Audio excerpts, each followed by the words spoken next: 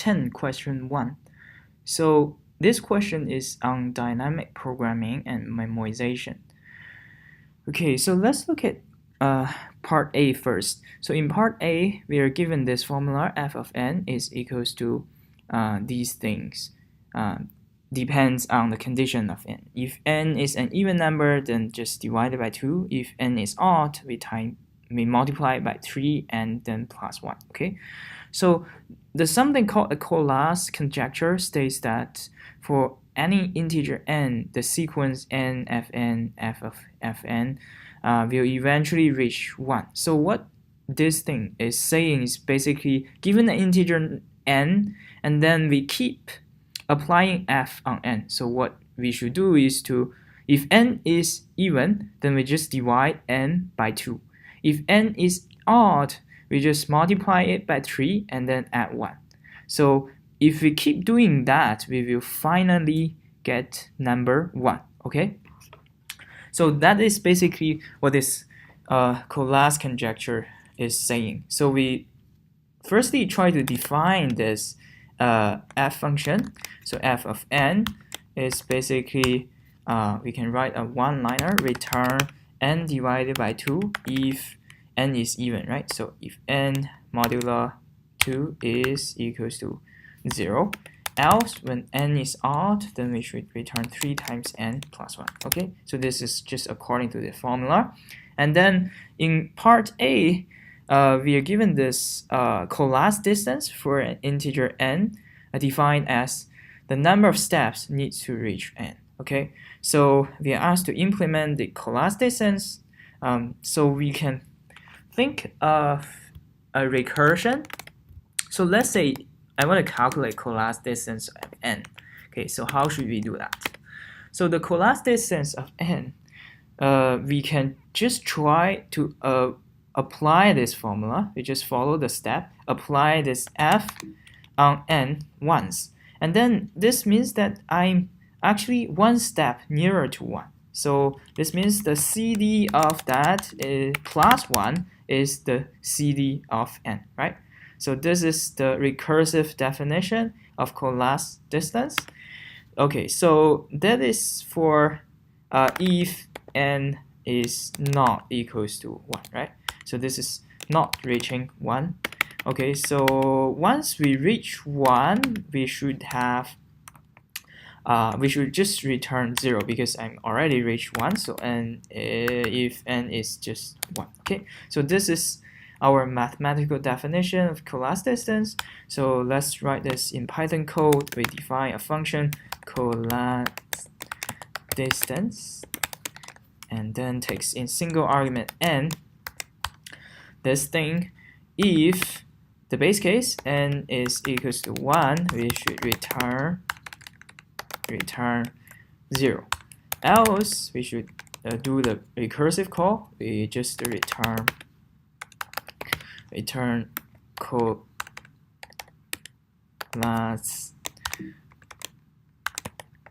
distance of f of n, right? So and this thing should plus 1. Okay, so this is our simple implementation. We can test the code, and this test case should give us 1 more. Okay. Okay, part B of question 1.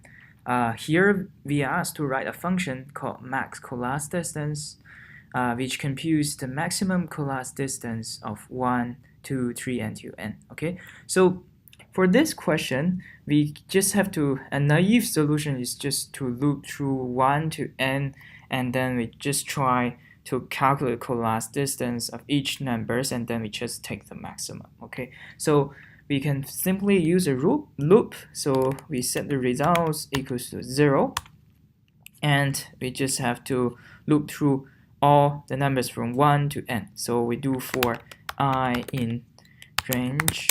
Okay, the start is 1 and the end is n plus 1 and not inclusive. Okay, so for each I, we just try to compute the Collas distance equals to Collas distance, and that is for I. And if CD is greater than results, and results should be updated to cd. Okay, so this is our simple loop to implement this, and this thing will return results. Okay, so we can also use the Python built-in functions. We can use map, so we just copy the definition here. Okay, so we basically have to map this coalesce distance to the numbers from 1 to n plus 1. Okay, so we simply calculate the map of coalesce distance, and that is mapped onto a range from 1 to n plus 1. Okay, so this is a map. So this thing will return a map from for the coalesce distance from 1 to n plus 1, but we want the maximum value. We can use the max function. Okay, so this is a simpler implementation of that. Okay, so we can check the results and the output is correct. Okay, let's look at part C of question 1. So here we are asked to give a memoized version of max coalesce distance memo using memoiz as provided in the lecture. So here I have copied the function here. Okay, so let's firstly try to understand where the repetition can happen, why memoized version can help to improve the execution or speed of our coalesce distance calculation. So there's actually no repetition when I try to calculate the coalesce distance for a single number. So let's assume that if there is repetition when I try to calculate the coalesce distance of n, let's say, just assume that I'm trying to calculate the coalesce distance of some large number, and then I keep applying f until I have a number, let's say this is 178, and then I try to apply this function again and again, and I see 178 again. Okay, so this is something seriously wrong here, or this is a good finding. So okay, so then you have then you basically you know that if I keep applying this f on this number, and I will finally reach a cycle. I will reach 178 again and again, and basically I have found this number that doesn't satisfy the coalesce conjecture. So if I found such a number, I will become famous because I just disproved the conjecture. Okay, so there's so far no such number found. So basically there is no repetition inside this execution of coalesce distance until it reaches 1. Okay, so there's so far no such number found. Okay, so then where did the repetition happen? So the repetition happened when we try to calculate the maximum coalesce distance. Okay, so let's say if I'm trying to calculate the maximum coalesce distance with n equals to 16, okay? So firstly, you have to, of course, calculate the coalesce distance of number 2, okay? So 2, we just apply the formula and I will just reach 1, okay? So basically the coalesce distance for 2 is simply 1, okay? So and then of course I also have to calculate the coalesce distance for 4 because 4 is smaller than 16. So 4 is converted to 2 and then converted to 1. So the coalesce distance of that is 2, okay? So I also have to do this for 8. So 8 is converted 4, and 4 is converted 2, 2 is converted 1. So the coalesce distance for that is 3. And I have to do this for 16. 16 is converted to 8, and then 4, and then 2, and then 1. Okay, so the coalesce distance is 4. Okay, so you notice the repetition here. So when I try to calculate the coalesce distance for 16, I'm actually repeating the job I have done for calculating the coalesce distance for 8. So if let's imagine that you have a memoized version that can remember this coalesce distance for 8 is just 3, I don't have to go through this recursion, right? So this is the idea that to use the memoization to save our time. Okay, so now let's look at this memoiz function provided in the lecture. Okay, so firstly, we have to understand this memoirs table, the data structure. What is inside this memoirs table? So what is inside that is basically you have a table name. So in this case, we have a table called cd memo. Okay, so that is gonna be my table name. Okay, so the value of that is actually another dictionary, right? So this is a nested dictionary. Okay, so with that, I can have different actually have different tables. Let's say table 1 and table 2. Each of these table is actually a dictionary. Okay, so that's how this thing is implemented. And we can basically have many of such tables. Okay, so these tables keys are basically defined using the input for memoirs name. Okay, and then let's look at the single table. So each single table does one task for one memoirs version of function. Okay, so inside this dictionary we basically have the key value pairs, and the key is actually the input for the function f, right? So this star args. So basically the star args will give us a tuple. So basically we have, in this case, the collapse distance is just integers from 1 to n, right? So let's say we have a tuple of empty a single element 1, and the collapse distance for 1 is equals to 0, and we also have 2. So the collapse distance for 2 is simply 1, and just now we say we have 4, and then the collapse distance for 4 is gonna be 2. Okay, so we have many of such values we computed, and this is basically a data structure we used to store a lot of tables using this memoirs table. Okay, so after understanding what is inside this memoirs table, we can look at the function body. So if name not in memoirs table, basically we have a new problem that to be solved using this memoirs function, and then we just create a table inside this outer dictionary. Okay, and then table equals to the table I just created now. I created just now, and then I have this helper function. So this helper function is basically executing the memoization, right? So if the args can be found in table we have computed before, I just return table args. Okay, I just return the value stored in the table.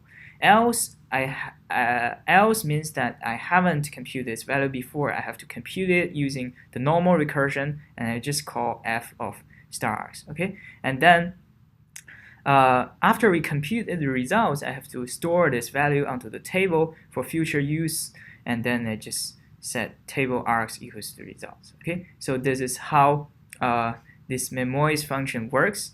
Okay, after understanding how this memoirs function works, we can utilize that as we did in the recitation to implement this max collapse distance memo. Okay, so here's my strategy.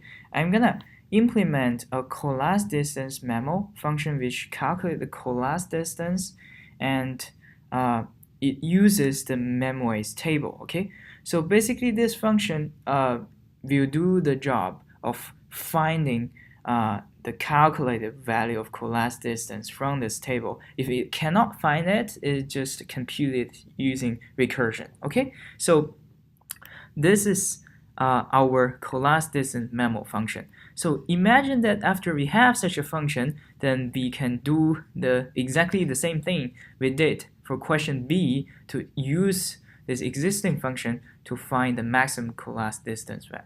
Right, so we just copy what is here, and then instead of calling collapse distance, I'm gonna call this collapse distance with memoization. Okay, so I'm call this memo. Okay, so this is my max collapse distance memo function, and then let's look at this one. Okay, so remember how we use this memoirs function. We have to define a helper function. Here, in order to distinguish this one with the helper in memoirs, I call it helper2, and then this will takes in the input argument, right? So this takes in n, and then this helper function is actually very similar to the recursion, right? So here we can just copy it and put it here. Of course, we have to introduce indentation. This belongs to helper 2. And here, instead of calling the class distance, I'm calling class distance memo, okay? Okay, so this is the helper 2 function. Okay, so what should we return from this is the call of this class distance memo. So basically, we have to use this memoize function, memoize, and then the first argument, f, is our helper function, helper2, and the second is the name we give it. As I mentioned, I'm gonna name it cd memo, okay? And this thing will return us a function in the end, and we have to apply this function to n. Okay, so this is how we achieve memoization using this memoize function. Okay, so we can see if our implementation is correct, can print out the results is basically correct. Okay, so how should we check the difference between these two implementations? We can use this Python built-in module. There's a module called cprofile. We can import this cprofile, and this cprofile will run the function.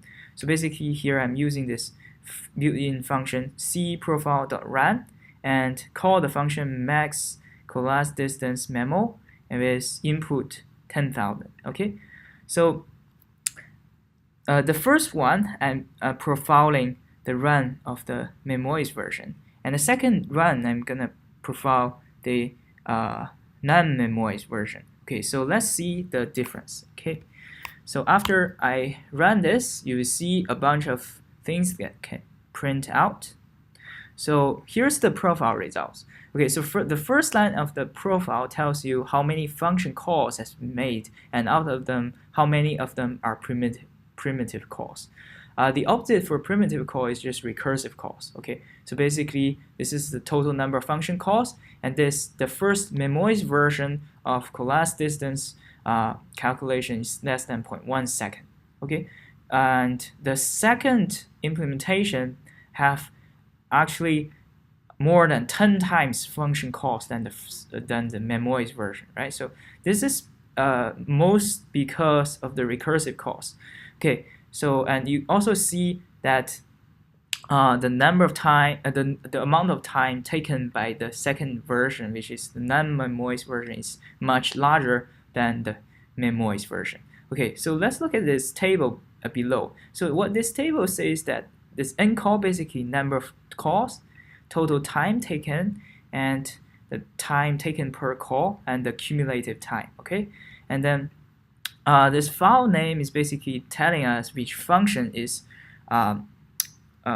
using the number of calls and time, right? So so here it says that this max class distance is has been called once. Okay, so this is the number of function calls.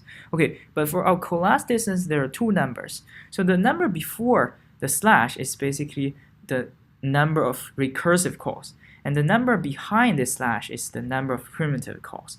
So you can see that there are 10,000 primitive calls because this primitive calls is mainly made by this max class distance, and inside this primitive calls there are a lot of recursive calls. That's the major bottleneck in terms of time for this implementation, right? So you can see that how our memoize version save our time and save our number of recursive calls. Let's look at the last part of question 1. So in this question D, we are asked to implement our own version of max class distance with memoization without using the memoize function provided in lecture. Okay, so here I'm following the same strategy I used for question C. I'm implementing two functions. The first one is class distance memo2, and this thing does the memoization and calculating the class distance. Okay, and the second function is the main function we call to calculate the max class distance, and it's actually very similar to part C, and we can simply copy this thing here, and instead of calling collapse distance memo, I'm calling collapse distance memo 2. Okay, so this is our defined version. Okay, so in order to do memoization, of course, we have to define a data structure, a table. So here I'm using a dictionary, table initialized to empty dictionary.